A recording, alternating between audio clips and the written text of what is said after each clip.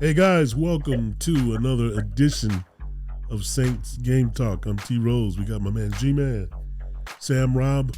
Welcome to our first official edition for the 2023 season. Um, Last year we were coming off a 7-10 season, and so let's jump into it. Pipe.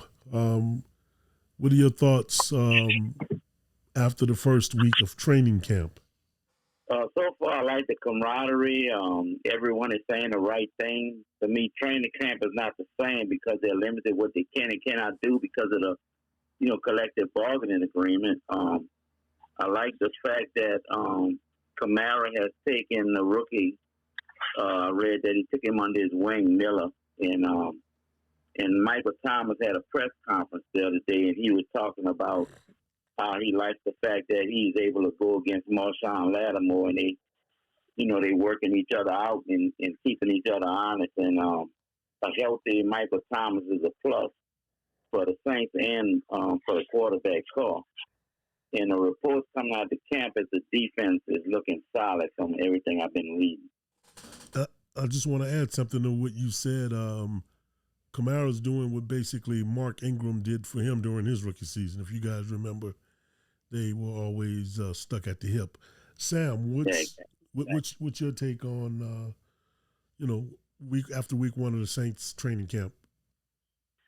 Like Pipe said, they're saying all the right things. I like what I'm hearing about the offense, in particular, the passing parts of it. I'm wondering what the running game is going to look like because I'm not really sure what the offensive line is going to look like, mostly because of the injuries we've already suffered at that spot. So, and that's kind of where it starts. I mean, even if you're a pass-heavy team, you need to be able to run the ball. So that's a little concerning, but I do like the way, at least from what we hear from reports, that the passing game is gelling well. I'm a little bit concerned because we have not. I was kind of hoping that A.T. Perry kid was going to be a contributor, and I haven't heard his name called one way or another in any of the reports I've seen. So that's somewhat concerning. That's sort of where I am with it. Gotcha. So one of the things I want to bring up, we didn't do a draft show, so I just kind of want to do a bit of a rewind and briefly talk about the draft. There were no sexy names on there, but the first round with pick number 29, we took Brian Breezy, a defensive tackle from Clemson. Round 2 with pick 40, Isaiah Foskey, an edge rusher from Notre Dame. Round 3, pick 71, Kendre Miller, running back TCU. Round 4, pick 103, Nick Salvaderi, a tackle from Old Dominion. Round 4, pick 127, Jake Hayner, quarterback, Fresno State. Round 5, pick 146, Jordan Howden, safety, Minnesota. Round 6, pick 195, A.T. Perry, wide receiver, Wake Forest. It sounds like a bunch of free agent signings. Well, and I'm a differ with you on a little bit here. I really like that Jake Hayner signing. I'd seen him play a couple of games. I didn't even watch the whole games, but late night games. And he's one of those guys that looks like he just has a feel for the game. He's not a really tall guy. He's about Breeze's height. He has above average mobility, though he's not going to be mistaken for Lamar Jackson. And his arm is above average. Is not a big he doesn't have a big cannon, but like I said, the thing that he seems to have in large amounts is the ability to process what's going on the field and deliver the ball. At least that's what I picked up on in the little bit I saw of him in college. And it seems to be what people are saying about him as well. So I kind of like that one of all the ones. I generally have not liked the Saints defensive line picks. They seem to just not come through the way we expect. So although I like Bosky as a player, Reese not quite as much, certainly not in the first round. It's just the history that the Saints have that hasn't been the best with regard to that position or those positions along the defensive line. That has me a little skeptical. Absolutely, and I hope you're right. I'm gonna be honest with you, man. I like non-sexy drafts because a lot of times what happens is that you get a big name, especially in a market like New Orleans with our media, and we go Yahoo over that, first or second round pick, especially if it's a need or if it's a big name, and rarely do they perform. Pipe, what's your take? Well, overall, I like the draft picks. I was surprised that they passed on Spears from Tulane, but I understand, they was hesitant about his injury history.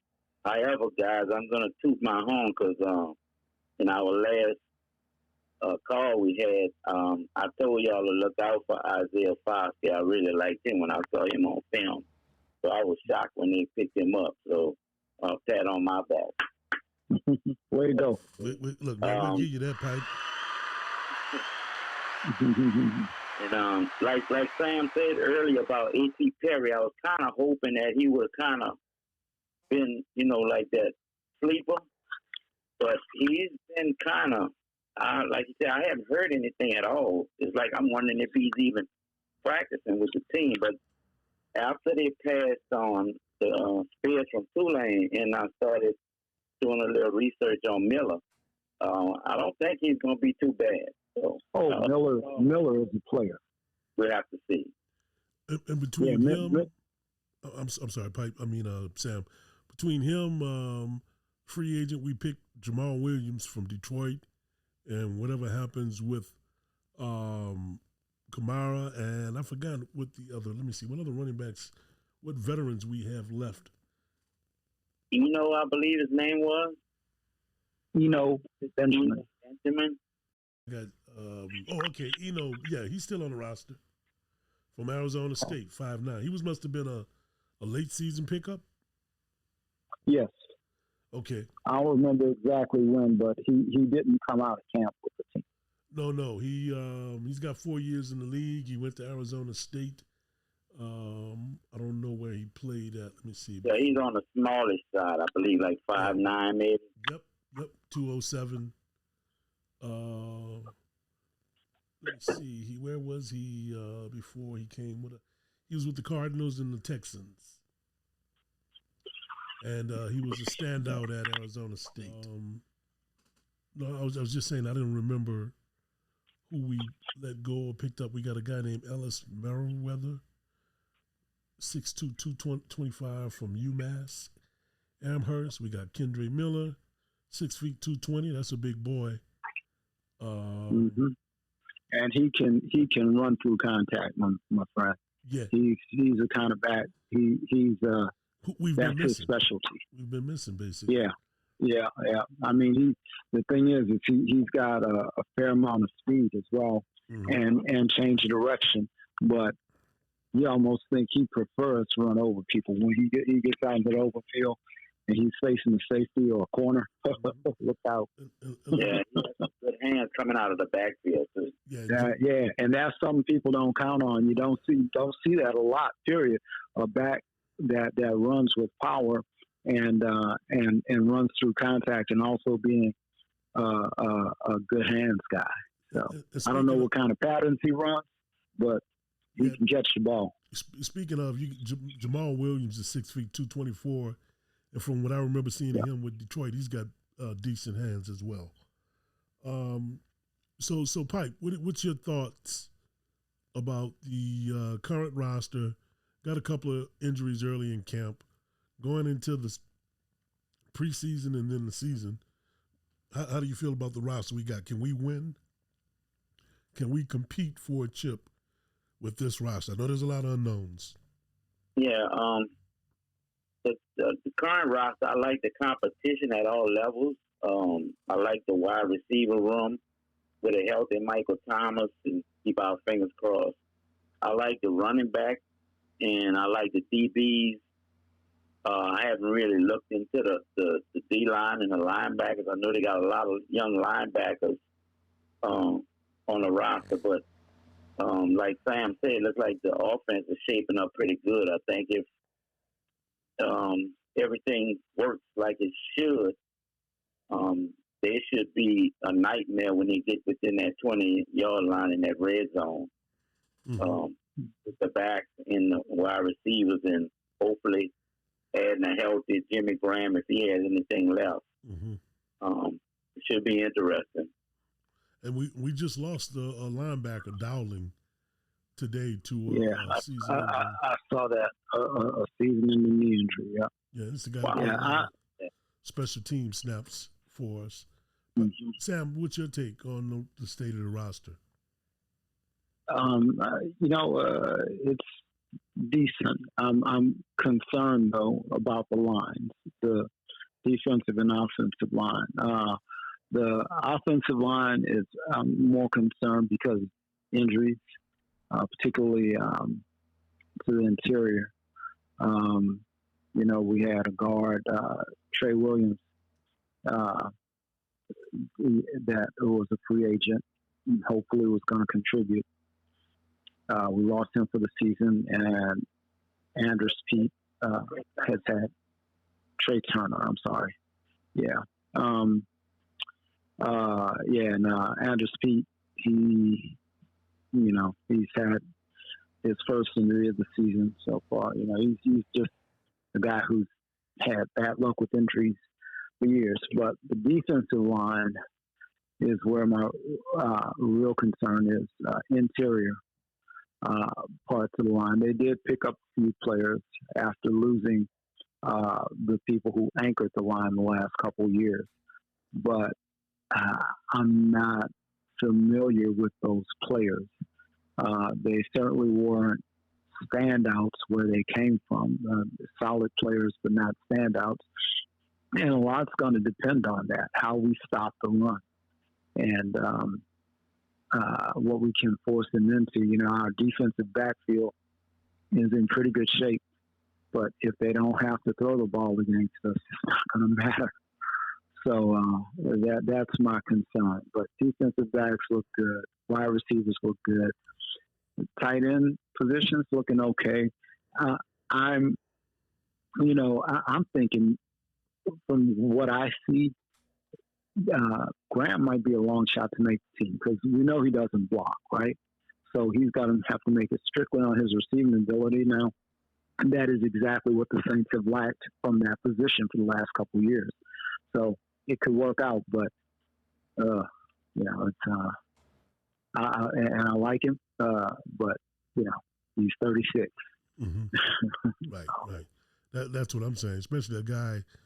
A guy who's 36, who doesn't block. What does he have left in the tank for you? Because as soon as he checks in, the defense, yeah, this is going to be a pass. Exactly. So that's my thoughts on that. So, guys, right now, what do you think is the better room in the DBs or the running or the wide receivers? Right now, I'd have to say the DBs. Personally, I think the DBs, exactly. Yeah. And you know what? And it's because I think that they have, with Lattimore being there and healthy and having been healthy the last few years, they have a little bit more of an anchor than the receivers. If Mike Thomas had been healthy the last 3 years and doing what he did, and we had Olave and Rashid Shaheed and a couple of the young guys, I'd be pretty hyped about that. But being as how my anchor in Mike Thomas is a question mark, only because he hasn't been healthy, and it's been 3 years since he's been healthy for a long stretch. I'm a little concerned. However, what he did in those 2.5 games that he played last season, I was like, my man is back, and I'm thinking he's going to be okay. He's going to give us everything he got. That's one thing. No, Mike. I agree with you. The wild card here is the health of Michael Thomas, but also too, you got a lot of those young DBs who, even though they've had a couple of injuries and been nicked up and missed a few games, overall they've shown out better than the receivers over the last 2 years. Man, they're gonna have some hard cuts, big decisions in that DB backfield. I love having those problems. I'm actually hoping that they may end up with a decent trade where they can get a third rounder for Roby. That's who I'm thinking was going to be the odd man out there in the defensive backfield.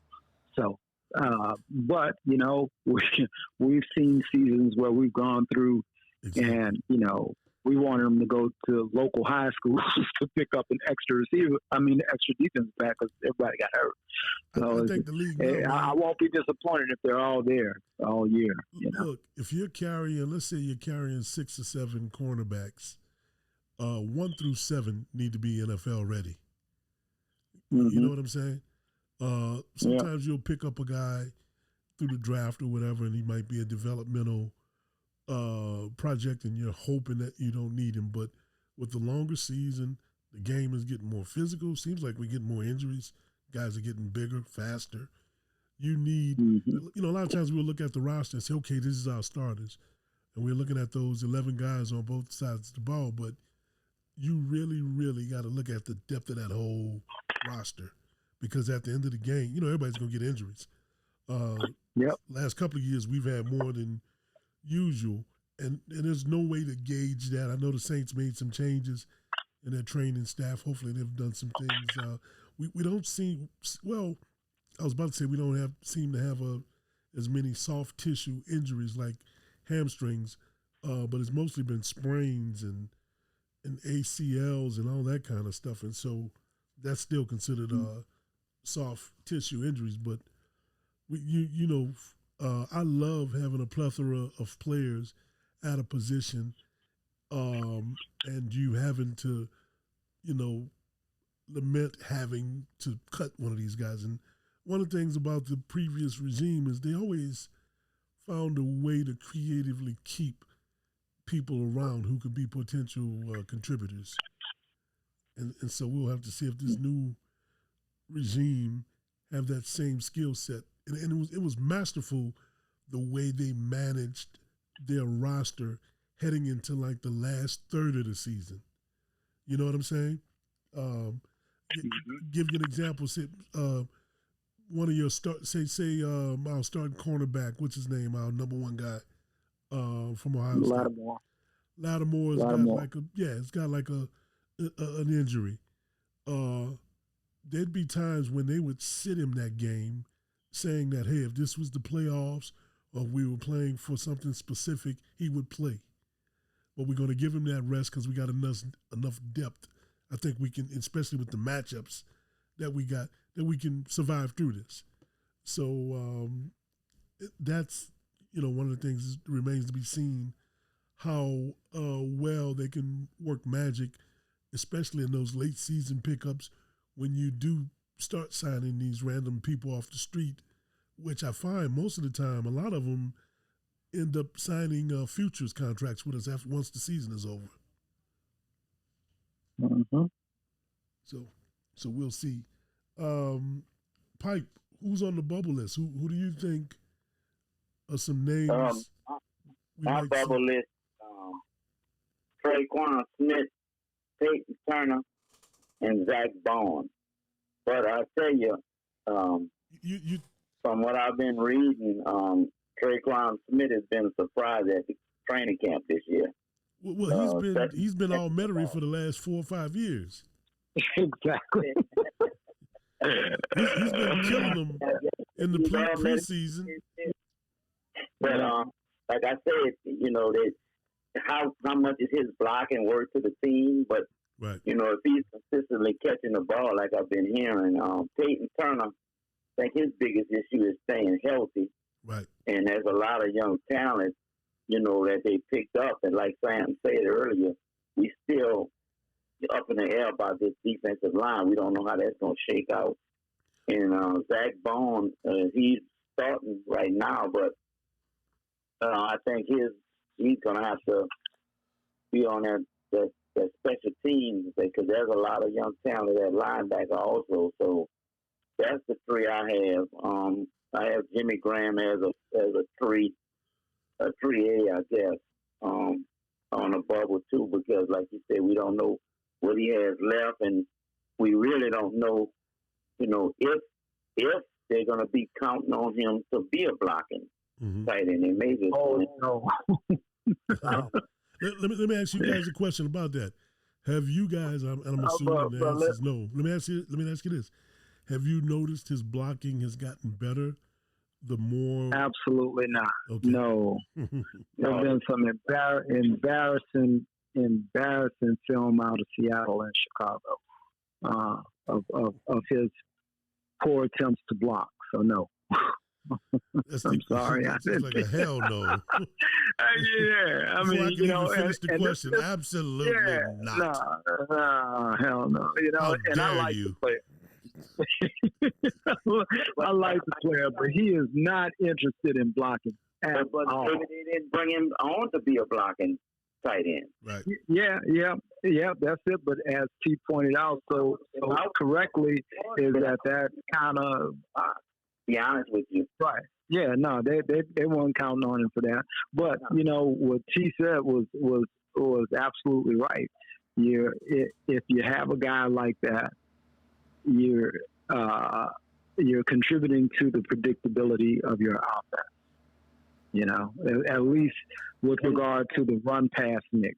Yeah. Right. Well, in today's NFL offenses, a short pass is a run.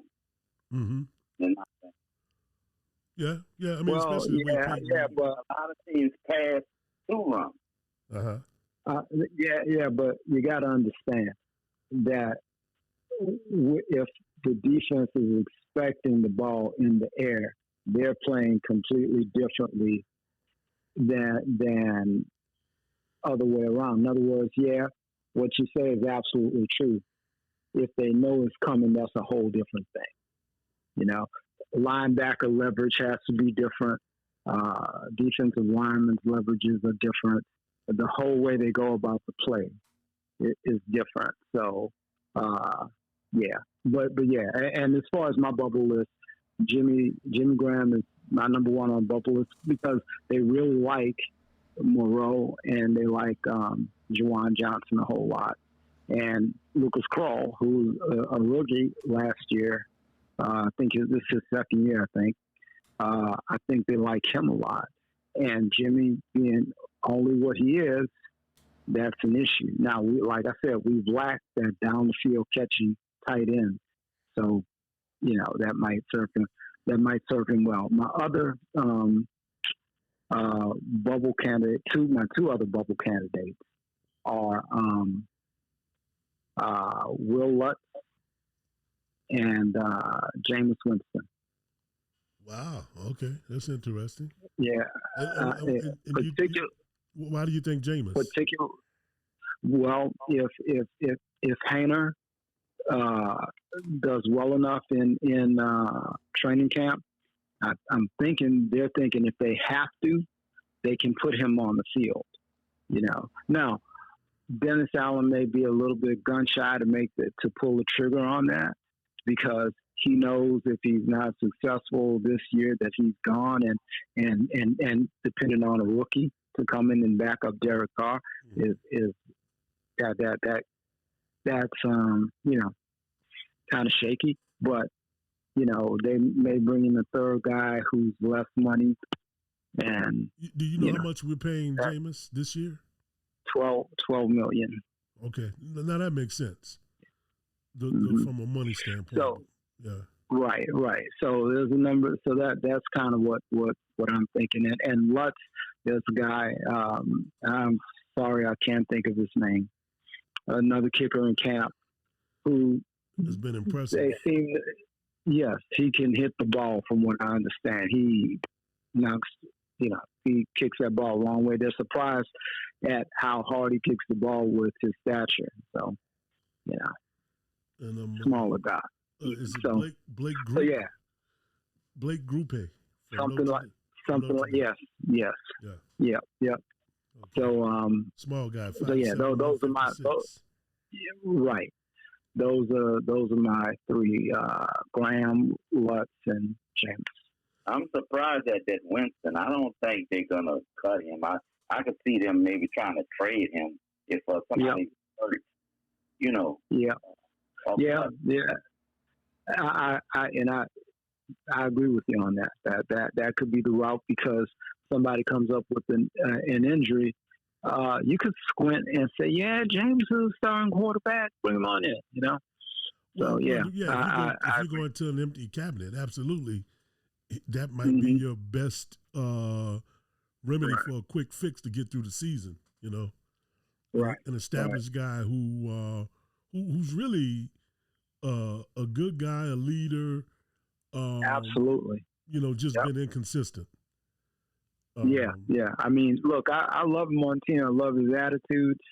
He says all the right things, and I'm quite sure he's behaving in the right way. He's not that kind of guy that's going to be a jerk. You know what I mean?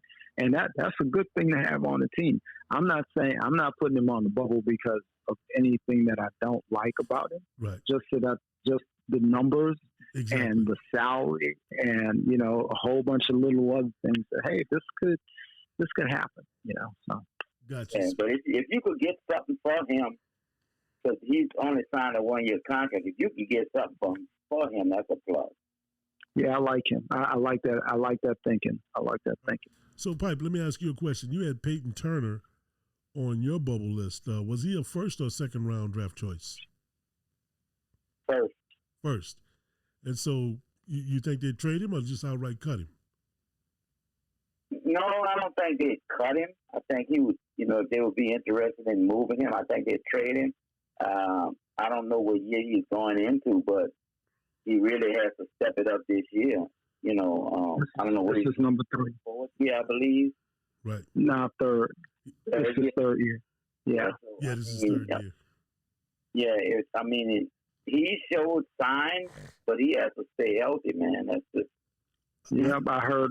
He's the guy that we lost last year, who went to Minnesota. Marcus Davenport? Davenport. I think he's Davenport 1B, Uh-huh. right now. Right. Y'all know Marcus Yeah, Davenport is going to break the It's sack record. gonna drive me nuts. Bro. He's going to I'm break gonna be the sack putting record. my- He's going to make all pro. He's going to make comeback be player of the year. He's Just going like to become Trey- the just next like Trey Reggie White Hendrickson. Yeah, Reggie- and just like Reggie fucking, freaking White. Trey, because Yeah. he's in Minnesota. yeah, Trey Hendrickson goes to Cincinnati, and it's double digit sacks. Yeah, It's gonna drive us Marcus nuts. Davenport is like a pretty girl with a big butt with a bad attitude.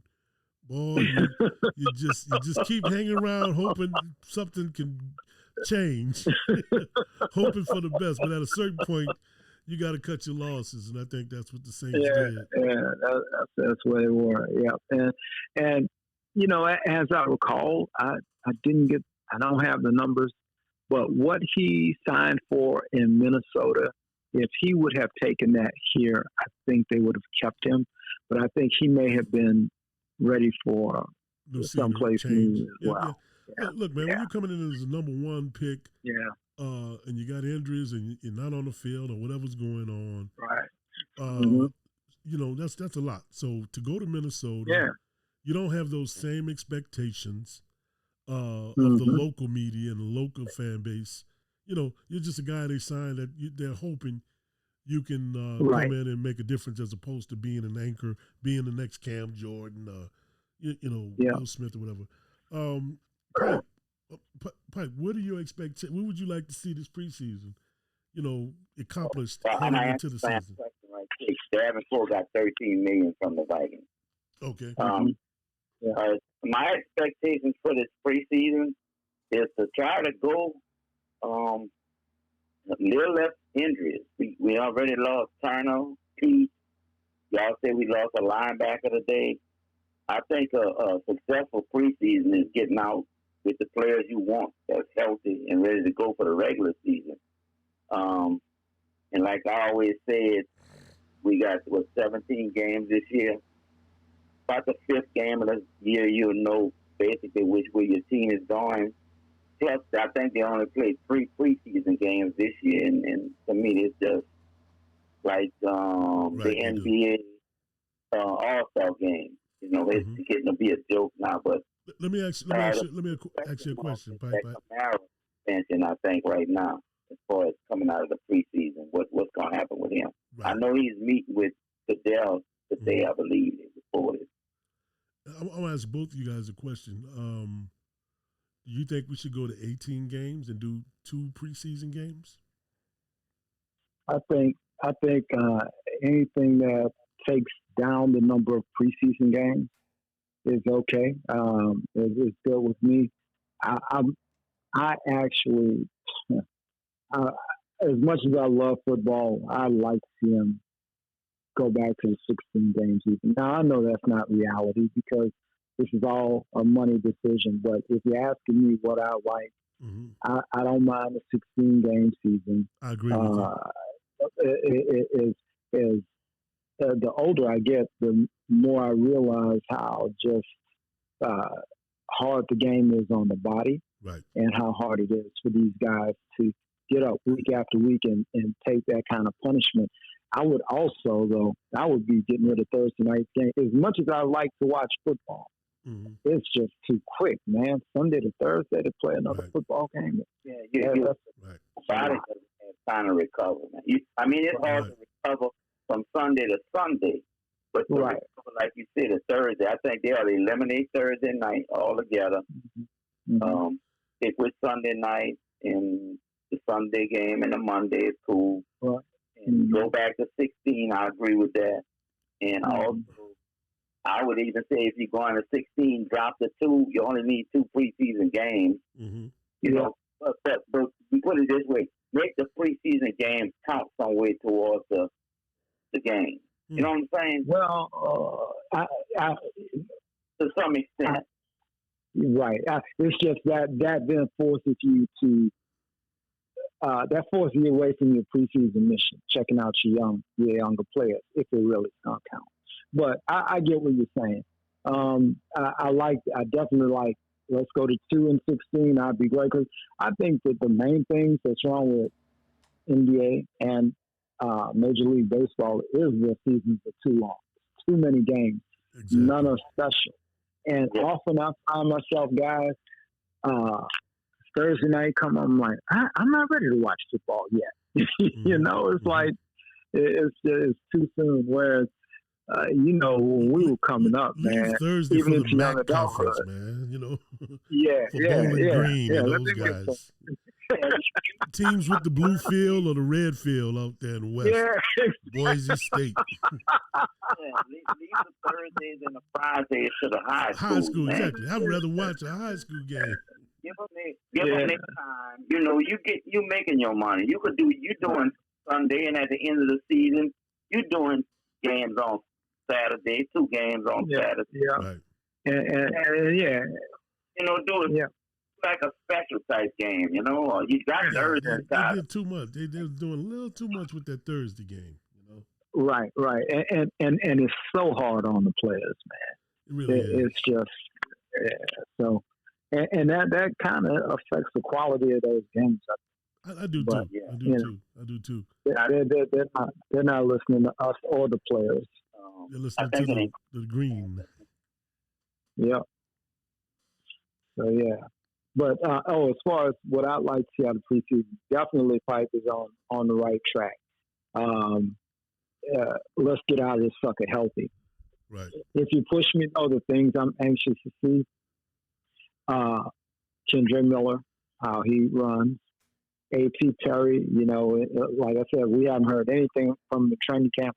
And in OTAs, they're talking about his drops.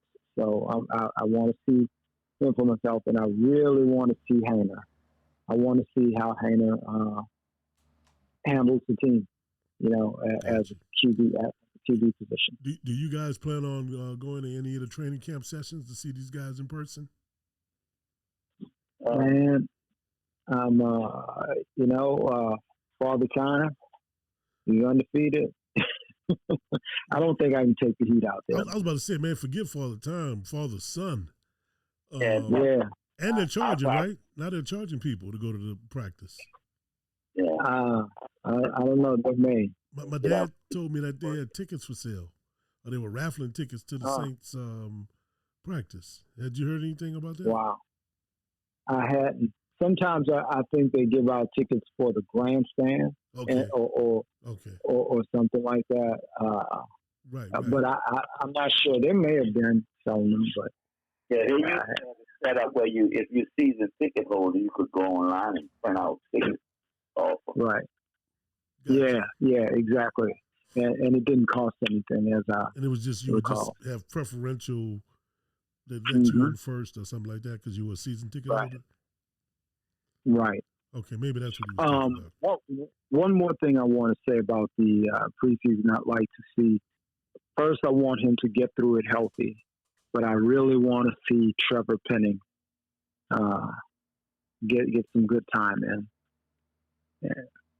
Because he was injured in the last preseason game of last year, missed most of the season, came back and played in spot duty near the end of the season, and then ended up injuring himself in the last game. Another serious injury. I think he had to have surgery. So, man, if he can come through, that makes last year's draft look even better. Olave saves it because you got a guy like that comes in and contributes the way he did. Okay, that gives you a pretty successful draft right up. But him too, particularly other first round, it'd be really nice if he came around and was very productive this year. So I'd like to see him play well. But most of all, as G said, get the regular season healthy. You know what, man? You guys have given me a good idea for the next podcast. Next week, let's grade the last 3 drafts, not including this one. So last year's draft and then the 2 previous before that. I tell you what, if we really want to do some research, let's go back a couple more years and start there because we got those players that have been here 4 years through their first contract. And look, we can do your idea. I'm just saying this is what I was thinking about it. Usually judge those drafts after 4 years, okay. How many of them signed second contracts with your team? How many of them were productive, but for whatever reason didn't sign a second contract with your team? Who didn't make it? Okay, how was it? Sam, I'm not trying to take a statistic class. Okay. Yeah, I'm just saying we have our 4 years. You know what? It's like artificial intelligence. Actually, I think I could cue that question and actually get an answer without having to do the research. Okay. Through AI. Cool. So today your starting line today was Trevor Penning, James Hurst, Eric McCoy, Ruiz, and Storm Norton, which looking like more like Storm Norton might be end up being a decent pickup for him because of what happened with Trey. Yeah. And, the other guy, Pete, who's hurt again. Yeah. Storm Norton came from San Diego. Okay. I wonder how if Saldiveri is even going to be a viable player. That 4th round pick? Second team left guard today. Okay. And Throckmorton was right there. Anthony Young was left tackle. Okay. The main sub at today. Cool. That's good info. All right, guys. We're going to wrap it up. This is our first episode of the 2023 season. We'll see you guys next week with more of our thoughts on the upcoming Saints game, and also we're going to look at the last couple of drafts and kind of start grading them and just kind of see whatever patterns we can see. I'm T Rose, G Man, Sam Rom, Saints Game Talk. Who that? The real Saints. Who that? Do that, baby.